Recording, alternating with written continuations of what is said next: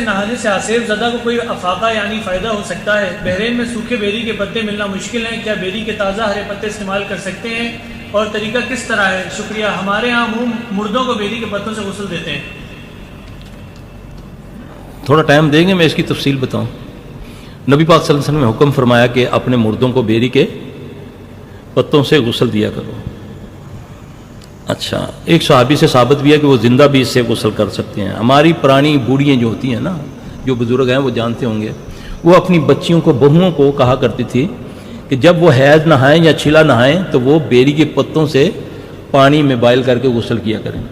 بیری کی ایک ایسی چیز ہے کہ جس کے پانی سے جناتی اثرات جو انسانی جسم کے اندر ہوتے ہیں نا، وہ جل جاتے ہیں۔ اس کا تجربہ میں آپ کو بتاتا ہوں، اس لیے میں نے تھوڑا سا ٹائم مانگا آپ سے۔ پہلے میں اس کا مسئلہ بتا دوں۔ میں تو یہاں تک اس کو جانتا تھا، کہتے ہیں جو مشاہدات کے اندر بات آتی ہے نا، وہ زیادہ قوی ہوتی ہے، اور وہ بھی پھر حدیث سے مطابقت رکھتی ہو۔ مطلق میں نے بتا دی کہ بیری کے پتوں سے نہا لیا کریں۔ سوکھے پتے سے زیادہ بہتر ہے سبز پتے، وہ بہت بہتر ہیں، اور اگر کانٹوں والی ہے تو وہ زیادہ بہتر ہے۔ چھوٹے چھوٹے کتر کے نا اس کو بائل کر لیں، اگر نہیں بائل کرنا اس کو ذرا لمبا ٹائم دے دیں، عشاء سے پہلے مغرب کے قریب اس کو پانی میں بھگو دیں، ثابت پتوں کو، صاف پتوں کو، ٹہنیوں کو۔ اس پانی سے صبح بغیر بائل کیے نہانے سے اس سے بھی فائدہ ہوگا، ٹھیک ہے۔ اب میرے پاس ایک مریضہ کو لے کر آئے، اس کو وہ چیز حاضر تھی۔ وہ لڑکی غالباً ماشاءاللہ ہمارے ایک ادارہ آلودہ اس سے پڑھی ہوئی تھی، تو اس عورت کو میں نے وہ جو اس کے اندر چیز تھی، میں نے بولا خبیث کی بچی کیوں اس کو پکڑا ہے؟ اب وہ بول تو ہماری زبان جو پٹھواری زبان ہے پنڈی کی اس میں کر رہی تھی، تو میں اردو میں کہتا ہوں۔ وہ کہنے لگی یہ بڑی مولوی بنی ہوئی ہے،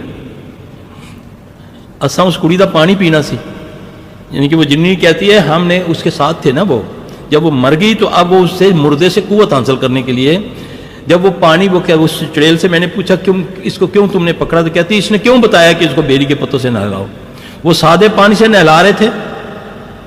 تو اس نے بولا جی اللہ کے نبی نے فرمایا صلی اللہ علیہ وسلم نے کہ بیری کے، پھر انہوں نے بیری کے پتے منگوا کر پھر اس سے اس کو غسل دیا۔ اب وہ پانی ہم نہیں پی سکتے، اگر ہم وہ پئیں تو ہمارے کلیجے پھٹ جائیں۔ اب کچھ ایسی چیزیں ہیں اس میں تحقیق میں جانے کی ضرورت نہیں، نبی نے فرما دیا حق، بس ختم۔ کیونکہ نبی رحمت العالمین ہیں صلی اللہ علیہ وسلم، ان کی کوئی بات کرنے سے تم پر رحمت نہیں آئے گی، رحمت ہی آئے گی۔ تو اس کے پیچھے اتنا میں کہتا ہوں، اگر آپ کو پتہ چل جائے نا کہ بیریوں کا فائدہ کیا ہے تو یہ سونے کے بھاؤ بکیں گی۔ آپ مزاروں پہ جائیں نا، آپ کسی بیری کو ہاتھ لگا کر دیکھیں، وہاں کا جن انسان آپ کو پکڑے گا، ملنگ ماریں گے، آپ کو ہاتھ نہیں لگانے دیتے بیریوں کو۔ اور زیادہ تر بیریوں پر جنات کا پہرا ہوتا ہے، کوئی بندہ توڑتا ہے نا تو اس کو پکڑ لیتے ہیں۔ دوپہر کے وقت نہ توڑو، عصر کے بعد تھوڑے سے پتے کاٹ کے لے آؤ، بس کچھ نہیں ہوتا، کچھ نہیں کہتے۔ غسل کرو، کینسر کا علاج اس سے ہو جاتا ہے، اسیب کا علاج اس سے ہوتا ہے اللہ کے فضل سے۔ کپڑوں میں رکھو، کبھی کپڑوں کو کیڑا نہیں لگے گا۔ سوکھے سے زیادہ سبز بہتر ہے، لیکن مجبوری یہ ہوتی ہے کہ ہر ملتی مشکل ہے،